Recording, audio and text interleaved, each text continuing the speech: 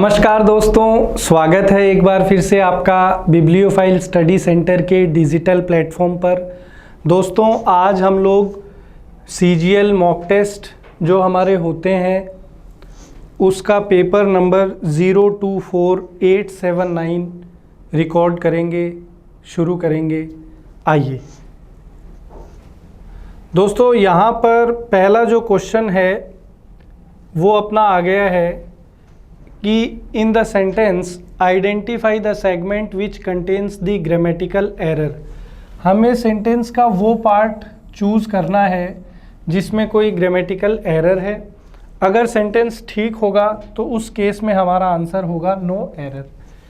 कह रहा है Ishita looked around to see if there was anything up to reach that she could give him to ease his pain. कि इशिता जो है looked around का मतलब होता है आसपास देखना। लुक अराउंड का मतलब होता है आसपास में देखना, आसपास में देखना। तो इशिता ने जो है अपने आसपास में देखा कि क्या वहाँ पर कोई ऐसी चीज़ थी जो उसकी पहुँच में हो और वो दे पाए। किसको? किसी व्यक्ति की बात हो रही है कि वो उसको वो चीज़ दे पाए। To ease his pen.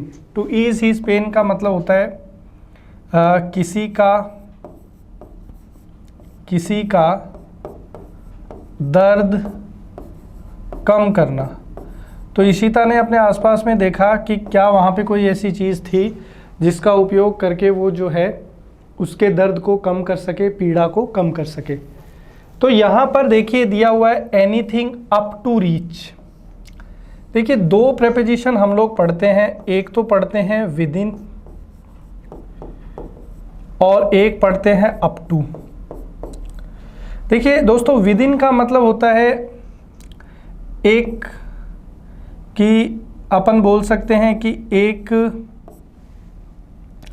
With in का अपन बोल सकते हैं कि एक पहुंच में। विद इन का मतलब होता है पहुंच में या एक इनर लिमिट, और क्या बोल सकते हैं इसको? Inner limit. अप टू का मतलब होता है दोस्तों आउटर लिमिट, बाह्य सीमा। हिंदी में अपन इसको क्या बोल सकते हैं? बाह्य सीमा। तो यहां पर एक चीज अपने को समझनी है कि जब इशिता अपने आसपास देख रही तो वो कोशिश कर रही थी कि कोई ऐसी चीज़ जो उसकी रेंज में हो, उसकी पहुंच में हो, उससे वो उसकी मदद करे। तो यहाँ पर अप टू प्रेपोजिशन की जगह कौन सा प्रेपोजिशन आएगा? प्रेपोजिशन विद इन आएगा। ये हमारा है, यहाँ पर चेंज हमको करना पड़ेगा। तो देखिए ए पार्ट तो यहाँ तक था, Ishita looked around to see if there was, और anything within reach that she could. जो आपने चेंज किया है वो किस में किया है? बी में किया है। तो हमारा आंसर जो है इस क्वेश्चन का ऑप्शन बी करेक्ट होगा। अब अपन आगे चलते हैं, अगला question fill in the blanks का क्वेश्चन है। रिक्वायरमेंट के अकॉर्डिंग करेक्ट वर्ड चूज करना है। कह रहा है survey of retired people has dash that most are independent and are enjoying life. कि एक सेवानिवृत्त, रिटायर्ड का मतलब क्या होता है? सेवानिवृत्त।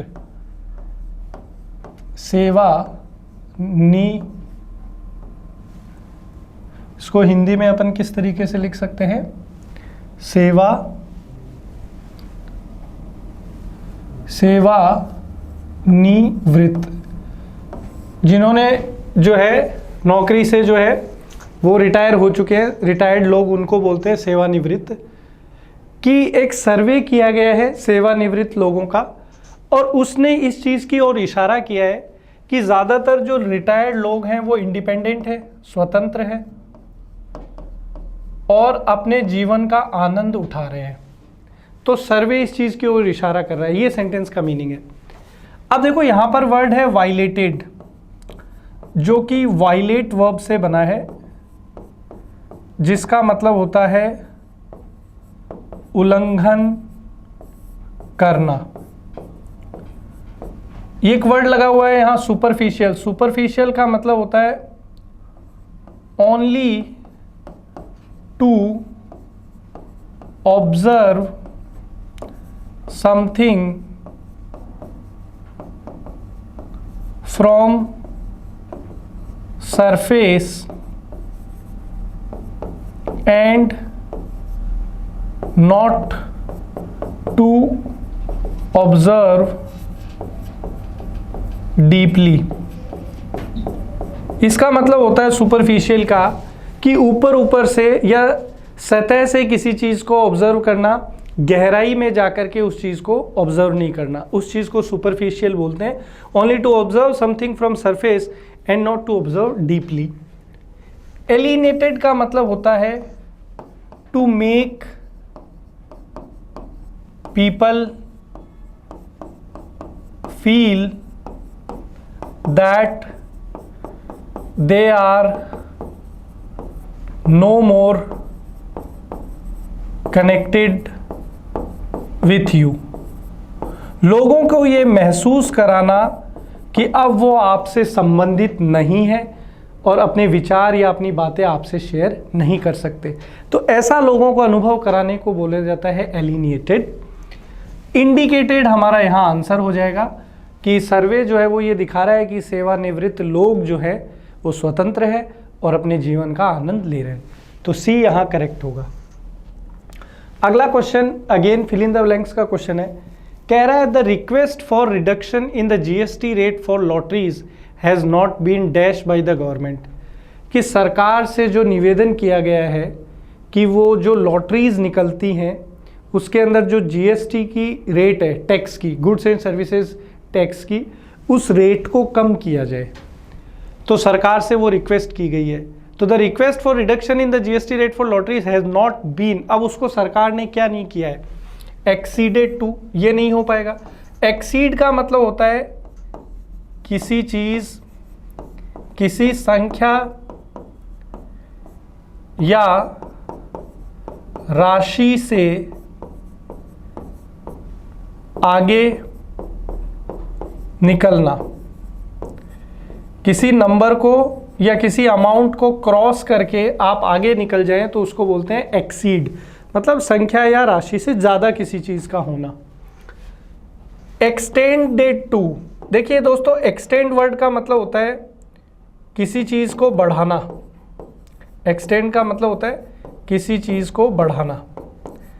जैसे आपने कहा कि यार दिवाली की छुट्टियां पहले 7 दिन करने का निर्णय हुआ था, उसके बाद में 7 को 10 कर दिया गया, तो 3 दिन की छुट्टी क्या कर दी, एक्सटेंड कर दी, बढ़ा दी।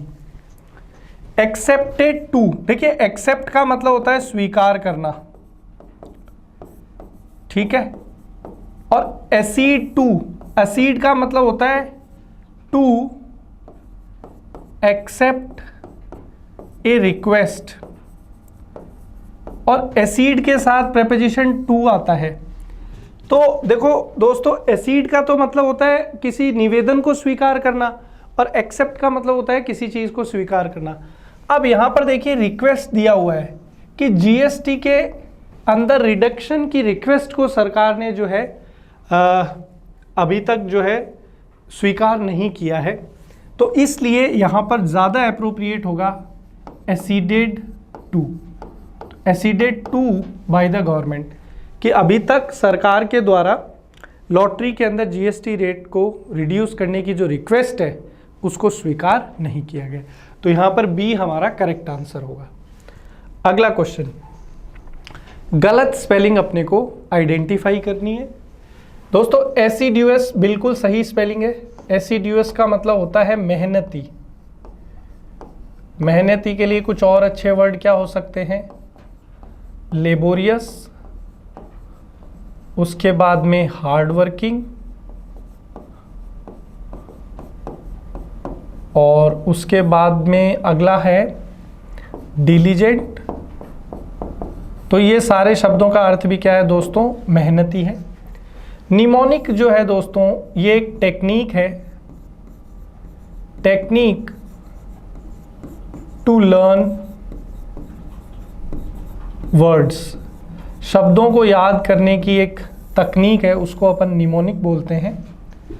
मैकाब्र का मतलब होता है दोस्तों भयावह। क्या है इसका उच्चारण, मकाब्र, भयावह।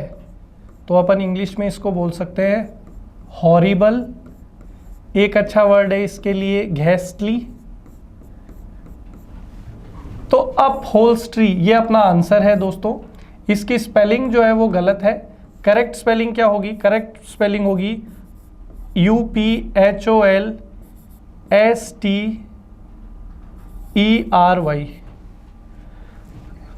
सॉरी, ये स्पेलिंग जो है अपने को यहाँ पर चेंज करनी पड़ेगी। इसकी जो करेक्ट स्पेलिंग है वो है UPHOLSTREY। अपहोल्स्ट्री। अपहोल्स्ट्री का मतलब होता है दोस्तों a cloth, soft cloth, soft कपड़ा होता है। A soft cloth use to make cover of sofa and chairs. तो अपहोल्स्ट्री दोस्तों एक नर्म मुलायम कपड़ा होता है जिसकी मदद से हम सोफ़ा के और कुर्सियों के कवर बनाते हैं। तो ये स्पेलिंग यहाँ पर गलत दे रखी थी, अपने से रॉन्गली स्पेल्ड पूछा था कि गलत स्पेलिंग कौन थी, तो ये स्पेलिंग गलत थी। ABC तीनों स्पेलिंग सही थी। अपहोल्स्ट्री की स्पेलिंग क्या होगी? UPHOLSTREY, upholstery. आगे चलते हैं, अगला question. Opposite in meaning, antonym बताना है विलोम शब्द। दोस्तों वर्ड है विडल। विडल जो है एक वर्ब है, इसका मतलब होता है चापलूसी करना। इसका मतलब क्या होता है दोस्तों? चापलूसी करना। तो कैजुअल, परसुएड, ये दोनों जो है दोस्तों विडल के सिनोनिम ही है। कैजुअल का भी मतलब होता है किसी को कार्य करने के लिए मनाना, परसुएड का भी वही मतलब होता है। तो ये इसके जो है सिनोनिम की तरह काम करते हैं। एक सिनोनिम आप इसका और ले सकते हैं, वो है फ्लैटर। फ्लैटर का भी मतलब क्या होता है? चापलूसी करना। डिसीव का मतलब होता है दोस्तों धोखा देना। ये भी एक वर्ब है। डिसीव का मतलब होता है धोखा देना। तो इसके लिए जो है अपन एक वर्ड यूज़ कर सकते हैं ट्रिक। ट्रिक का भी मतलब क्या होता है दोस्तों? किसी को धोखा देना। तो अपना जो आंसर है वो यहाँ रिपल्स बनेगा। दोस्तों रिपल्स का मतलब होता है किसी से दूर होना, किसी से दूर होना। इससे मिलता जुलता एक और वर्ड है रिपेल, जो आपने सुना होगा। रिपेल भी एक वर्ब है। रिपेल का भी मतलब होता है किसी से दूर होना। तो विडल मतलब चापलूसी करना, तो चापलूसी करके किसी को जो है अपन मना रहे हैं कोई काम करने के लिए, और रिपल से कि भी किसी से दूर होने का प्रयास कर रहे हैं। तो यह गिवन जो ऑप्शन है उसमें हमारा डी ऑप्शन जो है वो एंटोनिम बन जाएगा विडल का। अगला देखिए दोस्तों, सिमिलर इन मीनिंग, सिनोनिम पर्यायवाची बताना है। कह रहा है the 5-day week in government offices is bound to benefit the jaded office goers. कि जो सरकारी दफ्तर है उनमें 5 दिन के लिए काम करने का जो ये प्लान है कि भाई मंडे टू फ्राइडे आपको काम करना है, शनिवार और रविवार की आपकी छुट्टी रहेगी। रविवार की तो रहती ही है सब जगह, शनिवार की और। तो इससे किनको फायदा होगा? जेडेड ऑफिस गोअर्स, वो व्यक्ति जो बिना किसी ऊर्जा के और एकदम थके हुए ऑफिस जाते हैं, उनको जो है थोड़ा रिलीफ मिलेगा, क्योंकि उनको 2 दिन का आराम मिल जाएगा, सैटरडे संडे। तो वो 5 दिन जो है ऊर्जा से काम करेंगे। तो ये जो शब्द है जेडेड, इसका मतलब होता है थका हुआ। इसका मतलब क्या होता है? थका हुआ। तो इसके लिए अपन वर्ड बोल सकते हैं टायर्ड। एक वर्ड अपन इसके लिए बोल सकते हैं एग्जॉस्टेड, और एक वर्ड अपन इसके लिए बोल सकते हैं फटीग्ड। तो ये इसके जो है पर्यायवाची है। तो यहाँ पर आप देखेंगे कि फटीग्ड आपको ऑप्शन सी में नज़र आ गया है। बाकियों के मीनिंग देख लेते हैं दोस्तों। विगरस का मतलब होता है ऊर्जा से भरपूर। इसका मीनिंग क्या होता है? ऊर्जा से भरपूर।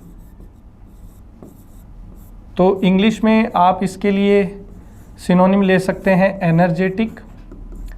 एक वर्ड ले सकते हैं वाइवेशियस। एक वर्ड ले सकते हैं लाइवली। एक वर्ड ले सकते हैं एक्टिव। एक वर्ड ले सकते हैं एंथुजियास्टिक। तो ये सारे इसके पर्यायवाची हो जाएंगे वेगरस के। इसका मतलब होता है ऊर्जा से भरपूर। रूटीन, जो एक रूटीन से संबंधित है, रूटीन से निकला है, एक सिस्टम हो, दैनिक दिनचर्या, तो अगर उस व्यवस्थित चीज़ को क्या बोला जाता है, रूटीन या ऑर्गेनाइज्ड। इसके लिए एक और वर्ड क्या ले सकते हैं, ऑर्गेनाइज्ड, जो एक सिस्टमेटिक चीज़ बनी हुई है।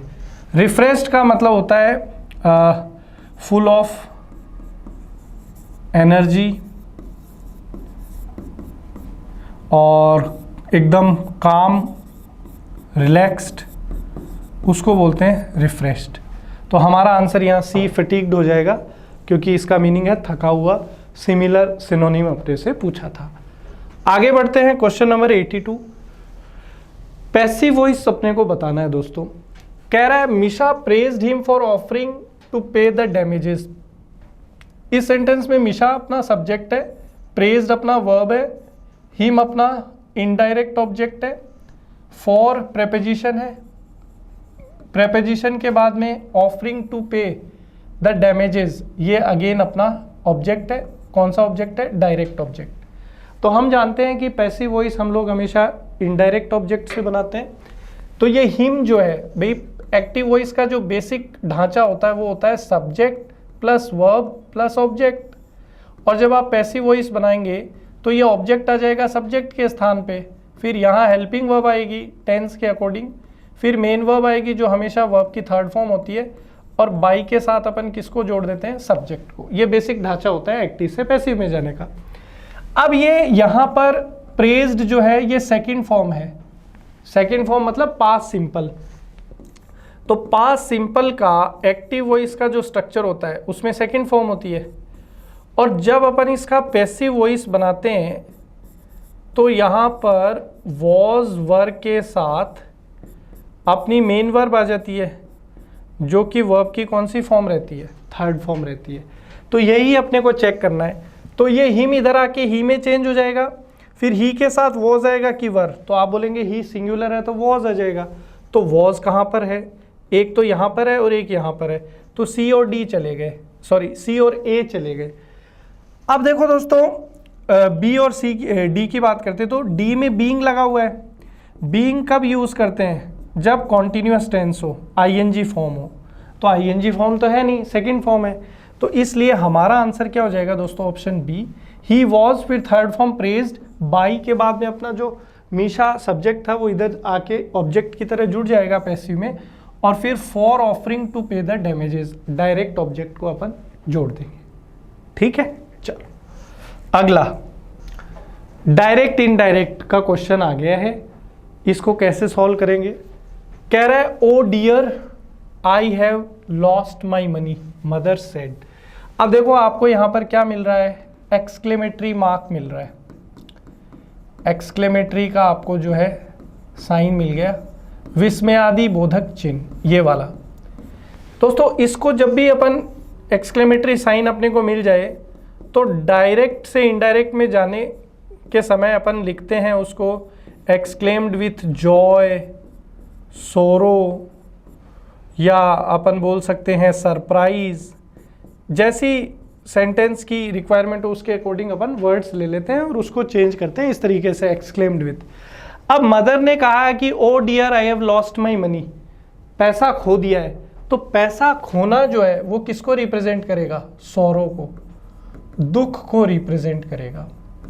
तो यहाँ पर एक्सक्लेम्ड विथ जॉय, सोरो, सरप्राइज में से सबसे जो एप्रोप्रिएट वर्ड होगा वो कौन सा होगा, सोरो होगा। तो वही अपने को यूज करना है यहाँ पे। तो ये हो जाएगा मदर एक्सक्लेम्ड विथ सोरो, फिर कंजंक्शन आ जाएगा दैट। डायरेक्ट से इनडायरेक्ट में जाते हैं एक्सक्लेमेटरी सेंटेंसेस के लिए कौन सा कंजंक्शन यूज करते हैं, दैट कंजंक्शन यूज करते हैं। फिर उसके बाद में अगली चीज आपको क्या समझनी है, वो ये समझनी है कि यहाँ आई हैव लॉस्ट है, इसको थोड़ा सा हम अगर एक्सपेंड करके लिखूं तो ये है आई हैव लॉस्ट। तो आई हैव लॉस्ट जो है ये कौन सा टेंस हो गया, तो आप बोलेंगे सर ये प्रेजेंट परफेक्ट हो गया। और जब अपन डायरेक्ट स्पीच से इनडायरेक्ट स्पीच में जाते हैं तो प्रेजेंट परफेक्ट जो है वो किस में चेंज हो जाता है, तो आप कहेंगे कि सर वो पास्ट परफेक्ट में चेंज हो जाता है। तो पास्ट परफेक्ट मतलब हेड के साथ थर्ड फॉर्म, और आप देखेंगे कि हेड के साथ थर्ड फॉर्म यहाँ पर है भी, ठीक है, और यहाँ पर भी है और यहाँ पर भी है, सब जगह ही है, ठीक है। तो यहाँ पर जो चेंज था जहाँ से अपन आंसर की तरफ जा सकते थे वो मेनली ये फ्रेज था, एक्सक्लेम्ड विथ सॉरो, क्योंकि यहाँ पर एक्सक्लेम ग्लैडली, ग्लैडली मतलब खुशी के साथ, तो पैसा खो गया उसको खुशी के साथ थोड़ी बताएंगे। तो मदर टोल्ड सैडली, ये गलत फॉर्मेशन है, टोल्ड सैडली नहीं होगा, एक्सक्लेम्ड विथ सॉरो इस तरीके से लिखना पड़ेगा। तो यहाँ पर अपना ऑप्शन सी जो है वो बिल्कुल करेक्ट है। आगे चलते हैं, अगला क्वेश्चन, क्वेश्चन नंबर 84, ईडियम मुहावरा आ गया है, इसका आंसर करना है। कह रहा है ऑन कैरी स्ट्रीट। तो देखिए ऑन कैरी स्ट्रीट का मतलब होता है कि जब आपके पास बिल्कुल पैसा ना हो, सारा पैसा जो है आपने अपना खो दिया हो, दिवालिया जो है वो आपकी सिचुएशन हो, तो इसके लिए अपन बोलते हैं, एक शब्द और है इनसॉल्वेंट। क्या बोलते हैं? इनसॉल्वेंट। और इनसॉल्वेंट मतलब कैसी situation? The state of bankruptcy, the state of bankruptcy, जब आपके पास बिल्कुल पैसा नहीं हो, सारा पैसा आपका जो है खो गया हो, आप पे जो है कर्ज आ चुका हो, तो ऐसी सिचुएशन के लिए आता है ऑन कैरी स्ट्रीट। तो इसके लिए जो है अपन बोल सकते हैं the state of bankruptcy, B option अपना करेक्ट है। और वन वर्ड में भी आ जाता है कई बार, तो शब्द अपने पास क्या है? इनसॉल्वेंट। ठीक है, चलिए आगे चलते हैं दोस्तों। अगला आपका जो है ये PQRS का क्वेश्चन आ गया है, तो इसको अपन देखते हैं कि क्या यहाँ पर अपना आंसर हो सकता है।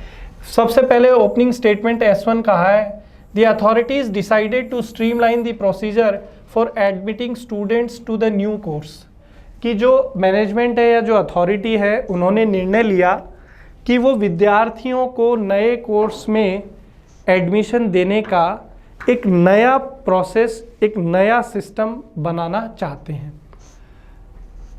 अब सबसे पहले है those who perform badly at the interview were eliminated, कि जिन्होंने इंटरव्यू में अच्छा परफॉर्म कर दिया था उनको बाहर, अच्छा परफॉर्म नहीं किया था उनको जो है हटा दिया गया था। तो यहाँ से तो शुरुआत नहीं होगी, पहले इंटरव्यू देना पड़ेगा। क्यू में कहा है the candidates were first required to take a written test, तो यहाँ पर देखो शब्द क्या दिया हुआ है? फर्स्ट, तो यही हिंट है। अब उन्होंने कहा एडमिशन का प्रोसेस तय करना है, तो प्रोसेस की शुरुआत कहाँ से है? सबसे पहले क्या करना है? रिटन टेस्ट लेना है, तो क्यू अपना ओपनिंग स्टेटमेंट होगा। अब चारों ऑप्शन में देखें तो बी और सी ऐसे हैं जहां पर क्यू से शुरुआत हुई है, तो क्यू अपना ओपनिंग स्टेटमेंट हो गया। अब क्यू के बाद में आर आएगा कि एस आएगा, वो चेक कर लेते हैं। आर में लिखा है a list of successful candidates at the written test was prepared in the ascending order of total marks, कि जिन्होंने रिटन टेस्ट सफलतापूर्वक पास किया था उनके असेंडिंग ऑर्डर में मार्क्स के साथ लिस्ट बनाई गई। असेंडिंग मतलब बढ़ते हुए क्रम, जिसके कम आए उसका सबसे पहले, फिर उससे ज़्यादा है उसका सेकेंड, फिर थर्ड, फिर फोर्थ, इस तरीके से। और एस में कहा है the top 50 among those who qualified were called for an interview, कि जो जिन्होंने क्वालिफाई किया उसमें से जो टॉप 50 थे उनको इंटरव्यू के लिए बुलाया गया। तो देखो सबसे पहले एस से पहले आर की ही पॉसिबिलिटी है कि रिटन टेस्ट में जो पास हुए, सक्सेसफुल मतलब जिन्होंने पास किया, उनकी एक लिस्ट बनाई गई असेंडिंग ऑर्डर में टोटल मार्क्स के। फिर एस आएगा कि उसमें से जो टॉप 50 थे जिन्होंने क्वालिफाई किया था, टॉप 50 जो थे जिनके सबसे ज़्यादा मार्क्स थे, उनको इंटरव्यू के लिए बुलाया गया। फिर पी आया कि जिन्होंने इंटरव्यू में ख़राब किया उनको बाहर कर दिया गया। और लास्ट में ऐसा आ जाएगा selection was made from the list in the order of priority, और बाकी फिर जो फाइनल लिस्ट थी उसमें प्रायोरिटी, प्राथमिकता के आधार पे जो है लोगों को चुन लिया गया। तो यहाँ पर ऑप्शन सी जो है ये अपना करेक्ट आंसर होगा। अगला क्वेश्चन देखिए, अगेन आपको लॉजिकल ऑर्डर में जो है इसको बनाना है। सबसे पहला कह रहा है biographies of great man can also help us in learning good manners, कि अगर हम महान लोगों की आत्मकथाएं पढ़ें, उनकी जीवनी पढ़ें, तो उनसे हमें नए मैनर्स सीखने में, तौर तरीके सीखने में जो है वो हमें काफ़ी मदद करती है, अच्छे तौर तरीके सीखने में। तो ये चीज़ भी मदद करती है। कैन ऑल्सो, ऑल्सो का मतलब होता है भी, मतलब इससे पहले कोई और चीज़ होगी जिससे अपन सीख सकते हैं। तो पी से तो जो है स्टार्ट नहीं कर सकते, पी से कहीं पे दिया हुआ है स्टार्ट ए, तो ए नहीं आंसर होगा। क्यू में कहा है courtesy and politeness is the key to good manners, कि अच्छे मैनर्स की अगर बात करें तो उसमें दो चीज़ महत्वपूर्ण है, एक तो आप में विनम्रता होनी चाहिए पोलाइटनेस, एक आप में कर्टेसी होनी चाहिए। कर्टेसी मतलब अच्छे मैनर्स, ठीक है। फिर आर में कह रहा है no doubt these are little words, these are little words, तो पहले कहीं पे लिटिल वर्ड्स बताए हैं, फिर आगे कहा है कि ये लिटिल वर्ड्स जो हैं इनका सही समय पर अगर अपन इस्तेमाल करते हैं तो ये जो है हमारे लिए बहुत ही ज़्यादा शानदार काम कर सकते हैं। तो ये वर्ड्स हैं कौन से, ये हैं ये पोलाइट वर्ड्स। तो एस के बाद में आर आना ही आना है, इसको अपन बोलते हैं दोस्तों मैंडेटरी पेयर, कि वाक्यों का वो जोड़ा जो एक साथ आना अनिवार्य है। तो एस के बाद में आर का आना अनिवार्य है। तो आप देखिए कि एस के बाद में आर कहाँ है दोस्तों, तो एस के बाद में आर यहाँ पर है। तो बिना किसी टेंशन के सी ही आंसर होगा। क्यू से शुरुआत होगी कि कर्टेसी एंड पोलाइटनेस जो है वो अच्छे मैनर्स की है। फिर पी आ जाएगा कि biographies of great man can also help us in learning good manners, कि कर्टेसी और पोलाइटनेस तो है ही, और अगर अपन महान व्यक्तियों की जीवनियाँ पढ़ते हैं तो उससे भी अपन अच्छे मैनर्स सीख सकते हैं। फिर ऐसा जाएगा कि अगर हम लोग इन पोलाइट वर्ड्स का यूज़ करते हैं, किनका, sorry, please, thank you, bag your pardon, sir, तो इससे एक बहुत ही अच्छा प्रभाव पड़ता है लोगों पर। और फिर लास्ट में आ जाएगा कि ये शब्द दिखने में तो छोटे हैं परंतु सही समय पर अगर इनका उपयोग करते हैं तो ये हमें जादुई परिणाम दे सकते हैं। तो यहाँ पर सी अपना ठीक हो जाएगा। अगला वन वर्ड सब्स्टिट्यूशन का क्वेश्चन है दोस्तों। ये एक स्टेटमेंट दिया है, 4 ऑप्शन है, तो कौन सा एक शब्द में इसको बोला जा सकता है। देख रहा है ए लाइन और ग्रुप ऑफ स्लेव्स। दोस्तों पुराने समय में क्या होता था, लोगों को जो है दास बना के रखा जाता था। तो जैसे अपन एक लाइन में जानवरों को नहीं हाँकते कि एक के पीछे एक जानवर है और एक व्यक्ति जो है डंडे से उनको हाँकता है, वैसे ही पुराने समय में स्लेव्स के साथ किया जाता था, दासों के साथ एक लाइन बना करके उनको हाँका जाता था, उनको लेके जाया जाता था। तो वो जो लाइन या ग्रुप ऑफ स्लेव्स थी उसको अपन क्या बोलते थे दोस्तों, उसको अपन बोलते थे कॉफेल। क्या बोलते थे, कॉफेल। तो यहाँ ऑप्शन ए अपना करेक्ट आंसर हो जाएगा। क्रू किसको बोलते हैं, तो क्रू बोलते हैं दोस्तों अपन a group of people who work together, a group of people who work together in a ship or aircraft। लोगों का वो समूह जो किसी पानी के जहाज में या हवाई जहाज में साथ में काम करता है, तो लोगों के उस ग्रुप को क्या बोलते हैं, क्रू बोलते हैं। कॉर्टेज क्या होता है दोस्तों, तो कॉर्टेज का मतलब होता है दोस्तों फ्यूनरल प्रोसेसन, शव यात्रा। हिंदी में कॉर्टेज को अपन क्या बोल सकते हैं, शव यात्रा। फ्यूनरल जो है वो दाह संस्कार से संबंधित है, तो जो शव यात्रा होती है, फ्यूनरल प्रोसेसन होता है, उसी को कॉर्टेज बोला जाता है। और कंपनी आप जानते ही हैं, अ बिजनेस ऑर्गेनाइजेशन, एक व्यापारिक जो संस्था है या संगठन है उसको अपन कंपनी बोलते हैं। तो ये बाकी वर्ड्स के भी अपन ने मीनिंग देख लिए, ऑप्शन ए अपना ठीक है। अपन आगे चलते हैं 89। अपने को अपोजिट बताना है, किसका अपोजिट बताना है दोस्तों, फिकल का। दोस्तों फिकल जो है इसका मतलब होता है परिवर्तनशील, जो चीज़ बार बार बदले या जो स्थिर न हो, इसको अपन बोलते हैं फिकल। तो ये फिकल का सिनोनिम कैप्रिशियस है, इसके लिए और अपन बोल सकते हैं अनस्टेबल, अपन बोल सकते हैं वेरिएबल, अपन बोल सकते हैं चेंजिएबल। तो ये सारे पर्यायवाची हैं किसके दोस्तों, फिकल के। टिमिड का मतलब क्या होता है, टिमिड का मतलब होता है कायर। तो टिमिड के पर्यायवाची क्या हो सकते हैं, कावर्ड, एक अच्छा वर्ड हो सकता है टिमोरस, एक अच्छा वर्ड हो सकता है शाई, एक अच्छा वर्ड हो सकता है चिकन हार्टेड, एक अच्छा वर्ड हो सकता है पिजन हार्टेड। तो ये सारे जो हैं ये पर्यायवाची हैं किसके? टिमिड के। कायर को बोलते हैं। एग्रेसिव का मतलब होता है दोस्तों आक्रामक। जो व्यक्ति हमेशा किस में रहता है? गुस्से में रहता है, एंग्री। और परसिस्टेंट का मतलब होता है जो दृढ़ संकल्पित हो। परसिस्टेंट का मतलब होता है दृढ़ संकल्पित। परसिस्टेंट के लिए एक और अच्छा वर्ड अपन क्या ले सकते हैं? डिटरमाइंड।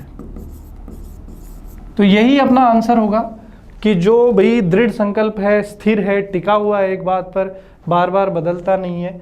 तो अपने से एंटोनिम ही पूछा था, तो फिकल का एंटोनिम क्या हो जाएगा? परसिस्टेंट। अपन आगे चलते हैं 90 पे। फिल इन द ब्लैंक्स का क्वेश्चन है, कह रहा है dash the activities of money lenders could have an adverse impact on those who dash access to bank credit. कि अगर हम लोग मनी लेंडर किसको बोलते हैं? साहूकार। तो छोटे छोटे जो शहर होते हैं या गांव होते हैं वहाँ पर साहूकार जो है ब्याज पर पैसा देते हैं। तो कह रहा है कि अगर हम लोग इनकी एक्टिविटीज़ को क्या कर देंगे? कम कर देंगे या ख़त्म कर देंगे, तो इसका एक एडवर्स इम्पैक्ट पड़ेगा। एडवर्स का मतलब होता है बैड, बुरा। तो इसका एक बहुत बुरा प्रभाव पड़ेगा उन लोगों पर जिनका जो है एक्सेस नहीं है बैंक क्रेडिट तक, मतलब जिनका बैंक में खाता नहीं है, जिनकी पहुंच नहीं है बैंक तक, जो बैंक से लोन नहीं ले सकते। एकदम से अगर आपने ये साहूकारों को ख़त्म कर दिया तो जो लोग बैंक तक नहीं पहुंच सकते या बैंक से लोन नहीं ले सकते, उनके लिए बहुत बड़ी दिक्कत होगी, उनके ऊपर बहुत बुरा प्रभाव पड़ेगा। तो क्या क्या कम करना? उनकी एक्टिविटीज़ को इनकरेज करना। इनकरेज का मतलब होता है किसी को उत्साह बढ़ाना या बढ़ावा देना। तो अगर आप उनको बढ़ावा देंगे तो फिर दिक्कत कैसे आएगी? तो ये तो नहीं हो सकता। परमिटिंग मतलब आप उनको परमिशन दे दे, अलाउ कर दे, तो उससे फिर कैसे बुरा प्रभाव पड़ेगा? कॉन्फाइनिंग एंटाइटल्ड। कन्फाइन का मतलब होता है किसी चीज़ को सीमित कर दे। तो एंटाइटल्ड मतलब जो लोग जिन लोगों को आप कोई पद दे सकते हैं उनको एंटाइटल करना बोल सकते हैं। तो यहाँ पर अगर आपने उनकी चीज़ों को सीमित कर दिया तो दुष्प्रभाव पड़ेगा। तो कन्फाइनिंग फर्स्ट ऑप्शन के लिए ठीक है, लेकिन एंटाइटल्ड सेकंड ऑप्शन को जो है सेटिस्फाई नहीं करेगा। कर्ब का मतलब होता है किसी चीज़ को कम करना, और लैग का मतलब भी क्या होगा? लैग का मतलब भी होता है किसी चीज़ की कमी। तो यहाँ पर डी ही सबसे अप्रोप्रिएट होगा कि अगर आपने साहूकारों की एक्टिविटीज़ को, गतिविधियों को कर्ब कर दिया, कम कर दिया, तो जो बैंक क्रेडिट तक जिनका पहुँच नहीं है, जिनके पास बैंक खातों की कमी है, उनके ऊपर एक बहुत बुरा प्रभाव पड़ेगा। तो यहाँ डी जो है वो अपना ठीक है। आगे देखो, आपको वो स्पेलिंग बतानी है जो करेक्ट है। दोस्तों प्रिविलेज की स्पेलिंग गलत है, यहाँ पे सही स्पेलिंग होगी PRIVILEG। प्रिविलेज का मतलब होता है विशेषाधिकार, स्पेशल फैसिलिटी या बेनिफिट। क्या बोल सकते हैं? स्पेशल फैसिलिटी या बेनिफिट। किसी को विशेष अधिकार या सहायता मिले तो उसके लिए बोलते हैं अपन प्रिविलेज। परसीव की स्पेलिंग भी गलत है, सही स्पेलिंग क्या है? PERCEIVE।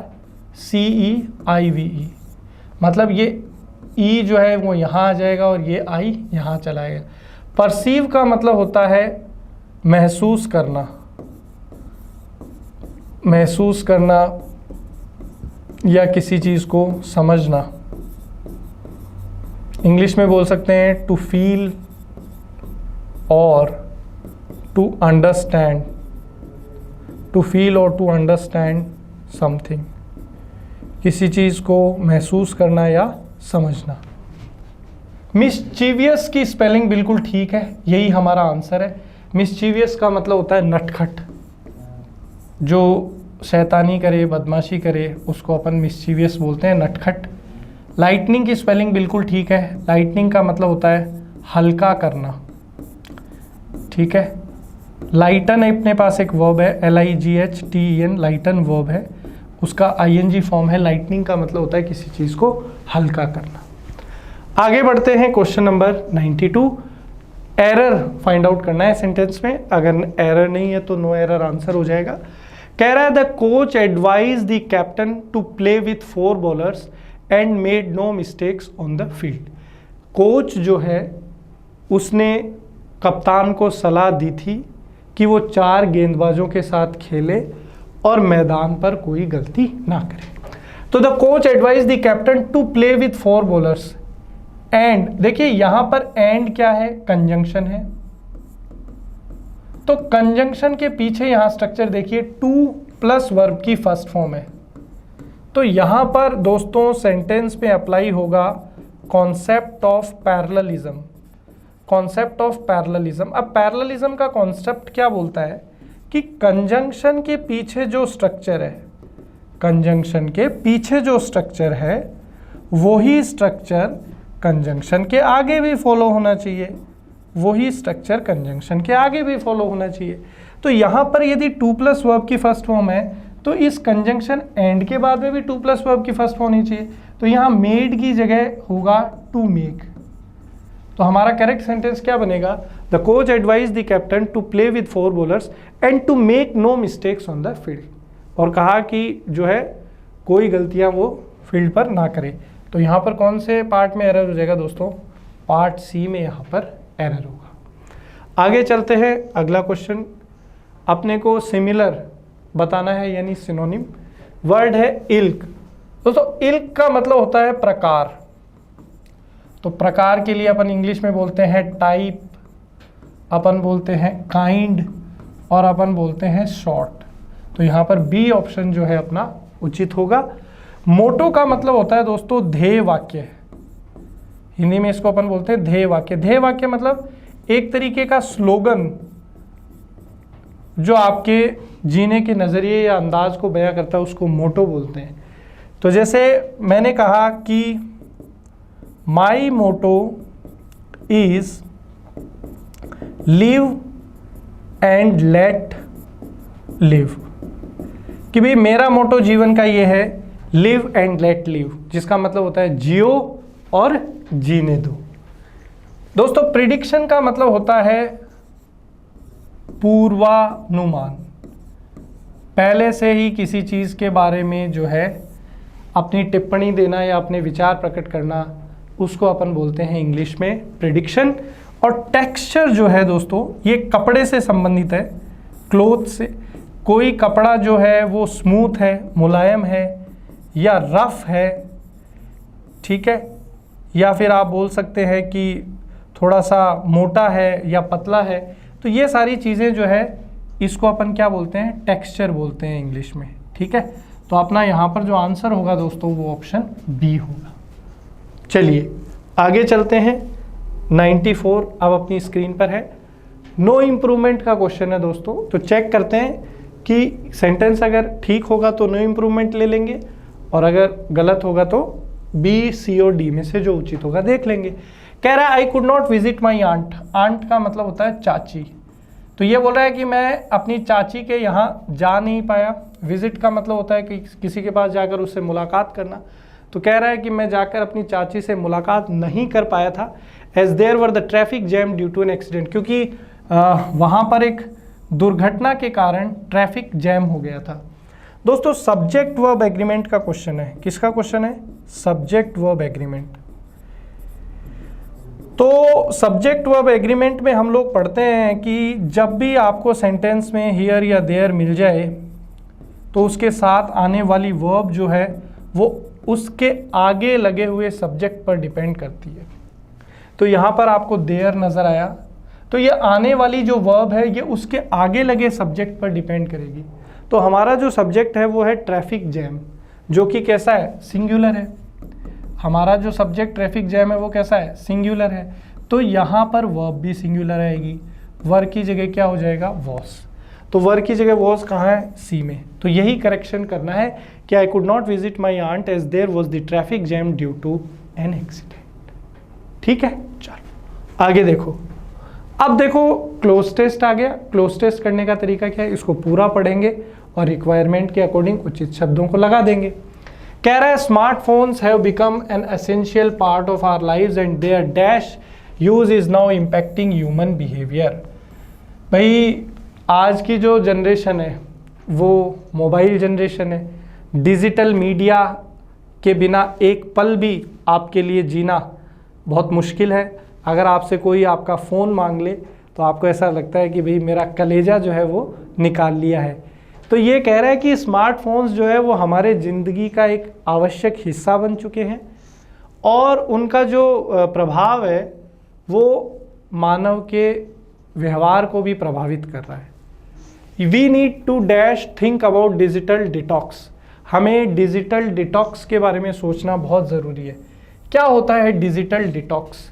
देखिए दोस्तों, डिटॉक्स का मतलब होता है कि अपने शरीर से कोई भी जहरीले पदार्थ को बाहर निकालना, उसको अपन डिटॉक्सिफिकेशन कहते हैं। तो डिजिटल डिटॉक्स का मतलब है कि हम अपने आप को सोशल मीडिया से या मोबाइल की दुनिया से दूर करें।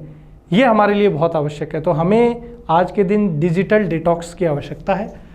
आगे कह रहा है yes the concept of disconnecting with dash virtual world is not just a fad. और ये बोल रहा है कि डिजिटल इस दुनिया से अपने आप को अलग करना ये कोई फैड भी नहीं है। फैड का मतलब कोई ऐसी चीज़ जो पॉसिबल नहीं हो, कोई ऐसी चीज़ जो पॉसिबल नहीं हो, मतलब इम्पॉसिबल चीज़ को अपन फेड बोलते हैं। तो ऐसा नहीं है कि ये इम्पॉसिबल है। हम चाहें तो मजबूत इच्छा शक्ति से हम लोग इस जो डिजिटल ये जो दुनिया है इससे बाहर आ सकते हैं, अपने आप को मोबाइल से सोशल मीडिया से दूर कर सकते हैं। It's the need of the hour today. Need of the hour ये एक फ्रेज़ है जिसका मतलब होता है समय की मांग या समय की ज़रूरत। इसका मतलब क्या होता है? समय की मांग या ज़रूरत। तो समय की मांग ये है कि हम जो है ये करें, अपने आप को डिजिटल डिटॉक्स करें, इस मोबाइल से, इस वर्चुअल दुनिया से दूर हों। The global brand director of the smartphone Vivo in his speech nudged all smartphone users that's a step backward and think. Vivo जो कि एक वैश्विक स्तर पर मोबाइल की बहुत बड़ी कंपनी है, उसके डायरेक्टर साहब ने अभी एक स्पीच दिया था थोड़े समय। उसमें उन्होंने नज का मतलब होता है किसी से कोई गुजारिश करना, पुश करना किसी को कोई काम करने के लिए। तो जो ये डायरेक्टर साहब है इन्होंने लोगों से गुजारिश की है कि वो एक कदम अपना पीछे लें और इन स्मार्टफोन से जो है थोड़ा सा दूरी बनाएं।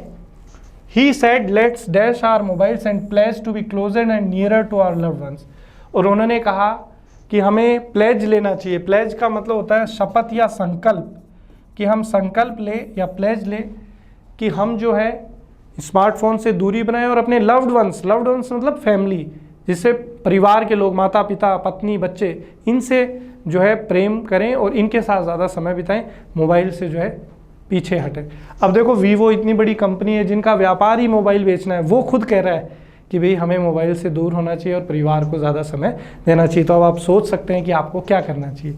अब पहला ऑप्शन है कि smartphones have become an essential part of our lives and their dash use. कैसा यूज? अब देखो यहाँ पर यूज क्या है दोस्तों? नाउन है।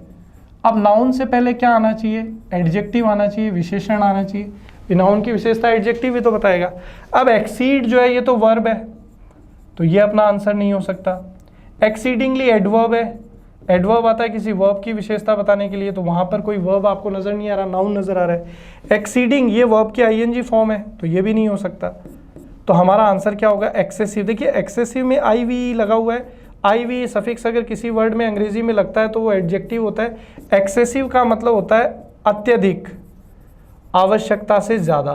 तो हम लोग जो है वो यूज़ कर रहे हैं मोबाइल फ़ोन को कैसा? एक्सेसिव। ये यूज़ करने में कोई बुराई नहीं है, लेकिन अपन एक्सेसिव यूज़ कर रहे हैं, अत्यधिक यूज़, जितनी रिक्वायरमेंट है उससे ज़्यादा। तो यहाँ पर जो है सी हमारा फर्स्ट ऑप्शन के लिए बिल्कुल ठीक है। आगे चलते हैं। कह रहा है we need to dash think about digital detox. We need to seriously think, we need to serious think, we need to seriousness think. देखिए दोस्तों, टू के बाद में यहाँ वर्ब लगी हुई है थिंक। अब इस वर्ब की विशेषता बताने के लिए अपने को क्या चाहिए? एडवर्ब, क्रिया विशेषण, क्योंकि क्रिया की विशेषता कौन बताता है? क्रिया विशेषण। अब ये सीरियसनेस में तो NESS लगा हुआ है लास्ट में, तो NESS से जो खत्म होता है वो नाउन होता है। सीरीज का मतलब होता है श्रृंखला, सीरीज का तो यहाँ कोई लेना देना ही नहीं है। सीरियस एडजेक्टिव है, इसका मतलब होता है गंभीर, तो यहाँ एडवर्ब आएगा कि we need to seriously think. इस थिंक वर्ब की विशेषता बताने के लिए एडवर्ब सीरियसली आएगा कि हमें गंभीरता से सोचने की ज़रूरत है डिजिटल डिटॉक्स के बारे में, इस सोशल मीडिया से किस तरीके से अपन दूर हो सकते हैं उसके बारे में। आगे, yes the concept of disconnecting with dash virtual world. किससे डिसकनेक्ट होने की बात हो रही है? वर्चुअल वर्ल्ड से। तो इस वर्चुअल वर्ल्ड को हम लोग स्पेसिफिक कर रहे हैं सेंटेंस में। जब भी हम लोग किसी सेंटेंस में किसी नाउन प्रोनाउन को या किसी फ्रेज को स्पेसिफिक करना चाहते हैं तो उसके लिए आर्टिकल द का हमेशा उपयोग किया जाता है। तो यहाँ पर आर्टिकल द आ जाएगा कि yes the concept of disconnecting with the virtual world is just not a fad, it is the need of the hour today. The global brand director of the smartphone Vivo in his speech nudged all smartphone users dash a step backward. उन्होंने सबसे क्या करी? गुजारिश करी कि वो एक कदम पीछे ले।